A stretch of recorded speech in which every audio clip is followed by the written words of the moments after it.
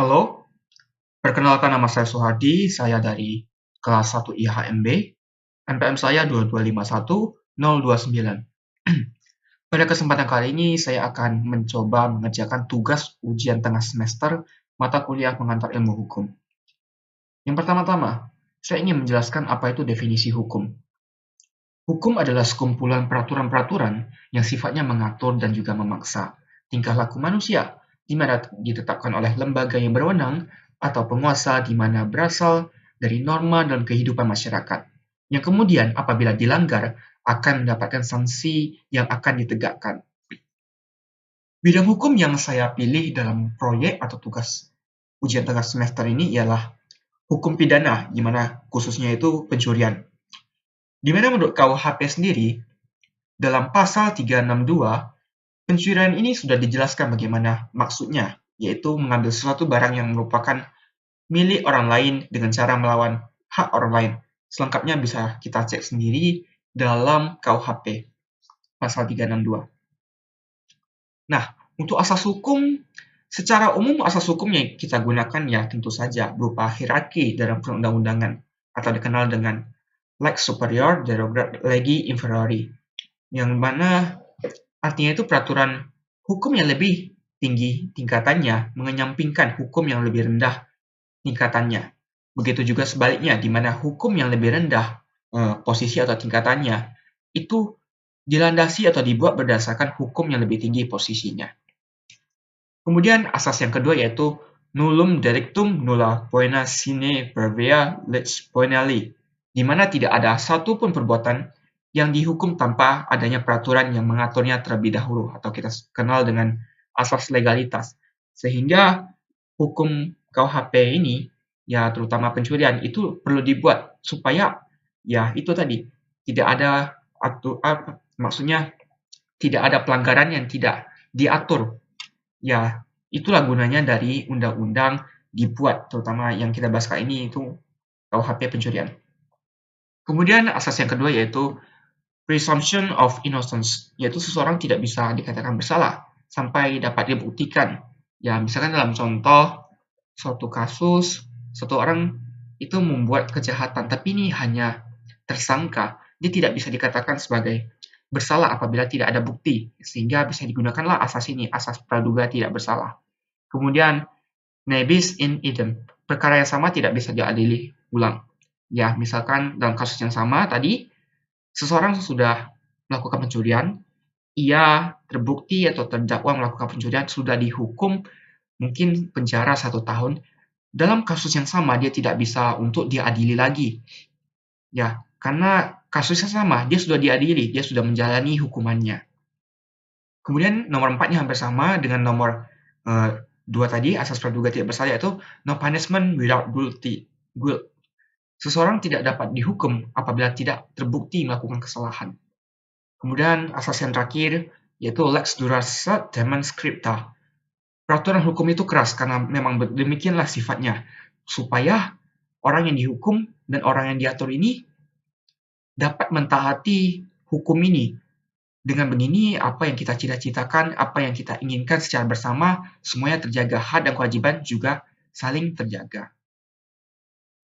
Rangkuman norma yang diatur dalam hukum ini yaitu norma yang secara tegas diatur dalam hukum ini ya tentu saja norma hukum, di mana adanya aturan-aturan yang tidak boleh dilanggar oleh seseorang. Ya, dalam konteks ini ya pencurian, kita tidak boleh mencuri. Apabila kita mencuri, kita melanggar norma hukum. Lalu juga ada norma agama, di mana tindak pencurian juga melanggar semua norma agama yang ada. Semua agama itu pada dasarnya tidak mengajarkan atau tidak melarang malah untuk melakukan pencurian. Apabila seseorang melakukan pencurian, maka ia akan diganjar oleh dosa. Dosa ini akan ditanggung selama hidupnya maupun di akhirat. Semua itu akan dipertanggungjawabkan. Lalu hak dan kewajiban apa yang muncul dalam hukum yang diamati oleh saya ini? Hak dan kewajibannya, yang pertama hak dulu. Haknya itu berupa mendapat perlindungan hukum dari pencurian. Contohnya saya memiliki hak supaya mendapatkan perlindungan hukum dari pencurian oleh seseorang, kelompok, atau badan lainnya. Karena kita tuh berhak untuk hidup secara damai tanpa mengalami perlakuan pidana, terutama pencurian ini, yang dapat menyebabkan kerugian secara material dan lainnya. Lalu kewajiban kita ialah dengan menjaga hak orang lain ini. Hak orang lain itu berupa hak untuk tidak dicuri. Di mana kewajiban ini perlu diutamakan dibandingkan dengan hak. Nah, karena inilah dasar kemanusiaan. Kewajiban kita dalam konteks ini adalah turut membangun suatu siklus atau kondisi yang menghindarkan tindak pidana pencurian dapat terjadi. Contohnya, ya kegiatan yang paling dasar itu ikut siskamling, pendalaman ilmu agama supaya memperkuat atau memperdalam dasar kita dalam agama supaya tidak bertindak hal-hal yang bertentangan dengannya, dan juga intinya kita tidak mencuri agar tidak dicuri. Kemudian untuk pembentukan hukumnya, pembentukan hukum dari KUHP pencurian ini kita perlu bahas dulu KUHP-nya. Karena pencurian ini ya merupakan bagian dari Kitab Undang-Undang Hukum Pidana. Sejarah hukum pidana di Indonesia itu sebenarnya bermula dari Kode Napoleon Prancis tahun 1810, yang kemudian Prancis menjajah Belanda dan memberlakukan KUHP. Kemudian Belanda pula lah yang menjajah Indonesia atau disebut dengan masa kolonisasi. Yang kemudian ya Belanda juga turut serta mewariskan KUHP ini kepada Indonesia pada tahun 1881.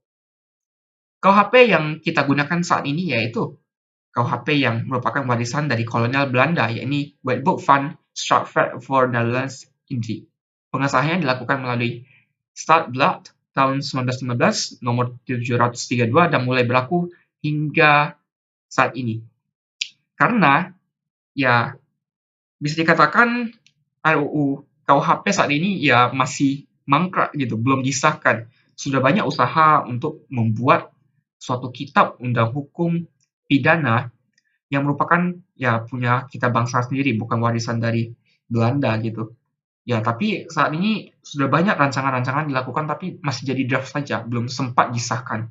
Ya, kemungkinan di tahun ini atau tahun-tahun selanjutnya RUU KUHP ini yang punya identitas bangsa Indonesia kita sendiri ini bisa disahkan. Ya, keberlakuan KUHP dari warisan Belanda ini tertuang dalam Undang-Undang Nomor 1 Tahun 1946 tentang peraturan tentang hukum pidana yang pada saat itu hanya mencakup beberapa daerah saja. Tapi inilah titik awal dari keberlakuan KUHP ini. Kemudian pada Undang-Undang Nomor 73 Tahun 1958 yang menyatakan bahwa berlakunya Undang-Undang Nomor 1 Tahun 1946 Republik Indonesia tentang peraturan hukum pidana itu untuk seluruh wilayah Republik Indonesia dan mengubah Kitab Undang-Undang Hukum Pidana. Hukum pidana ini dalam perjalanannya banyak ya perubahan. Di mana konteksnya ya tentu saja kembali lagi ke asas mungkin didasari oleh asas lex superior derogat lagi inferiori, di mana ya undang-undang ini terutama KUHP ini harus berdasarkan pada UU NRI tahun 1945 atau konstitusi negara kita. Misalkan ada sesuatu yang bertentangan dengan UU 1945 harus diganti. Kemudian jika ada dirasa tidak cocok dengan perkembangan zaman saat ini, maka ada yang diganti. Begitulah proses pembentukan hukum ini sampai yang kita ketahui saat ini. Lalu jika kita lihat penegakan hukum dari kasus atau pidana pencurian ini, kita bisa lihat dalam putusan satu ini. Dalam penegakannya, ya kita bisa lihat di sini saya berikan salah satu contoh putusan Pengadilan Negeri Kisaran nomor 79 P/Sus garing 2022 garing PN Kis. Di mana ya bisa kita ketahui Pengadilan Negeri itu merupakan tingkatan pertama dalam penyelesaian sengketa berupa pidana dan juga perdata. Kita bisa lihat di sini tentang kasusnya. Seseorang ini atas nama terdakwa Rico Ricardo Ninggolan alias Rico, dia diadili, yang mana dalam putusan pengadilan ini, ia dijatuhkan pidana kepada terdakwa ini atau Rico ini selama 1 tahun. Karena apa? Karena dia sudah melakukan suatu perbuatan tindak pidana yaitu pencurian. Ya, ini yaitu pemanen hasil perkebunan yang tidak sah. Dan juga bisa kita lihat di sini ada barang-barang buktinya. Satu unit sepeda motor Suzuki Smash warna hitam tanpa plat dirampas untuk negara. Satu buah keranjang langsir, satu bilah dodos bergagang kayu sepanjang 1 meter.